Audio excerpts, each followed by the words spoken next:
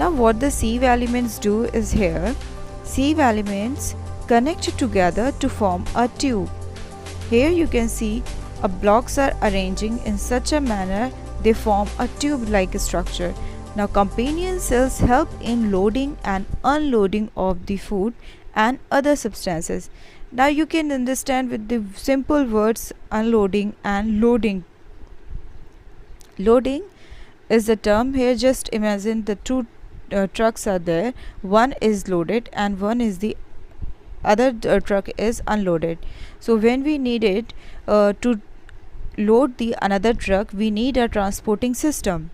Just like that, a phloem is here.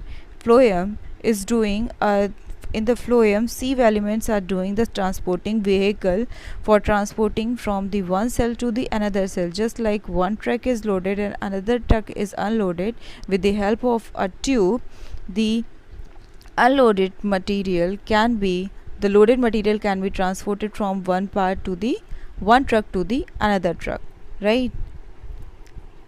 So in this picture here you can see translocation through phloem. Now this is very important to understand the source cell and the sink cell. What is the source cell and what is the sink cell? Here in this picture you can understand the midline shows the translocation of sucrose, right, and the companion cells on its lateral side, and the source cells are at the top and the sink cell at the bottom.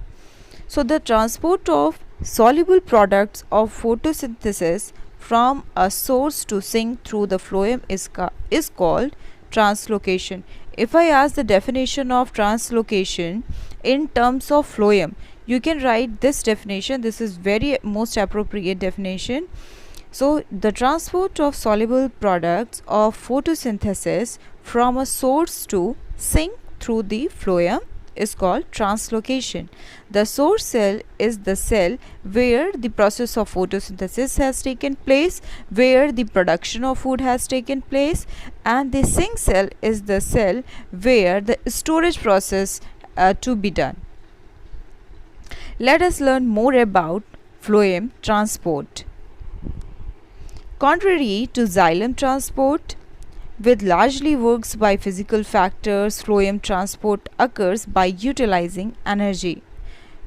If you have learned that the xylem transportation needs two kinds of forces, right? That forces which was applying by the transportational pull, which is doing at the top of the leaf, and at the bottom is the osmotic differences or some kind of differences are there in the water concentration, that was helping the upcoming of the water molecules from the root to the top. Here is contrary to the xylem. Physical forces are not applying. The phloem transport occurs by utilizing energy. This is important point to note down. Phloem transports occurs by utilizing energy, not utilizing by any such kind of physical forces which was applying in the transport of water. Here you can see the sieve tube of the phloem and the source cell at the side. And source cell is what? Just imagine the source cell is in the leaf cell. In the leaf, the process of photosynthesis has taken place. At the end you get the sucrose, and here the sucrose molecules are present inside the source cell. Now sucrose is what? Is a food, and it has to be loaded from the one part to the another part.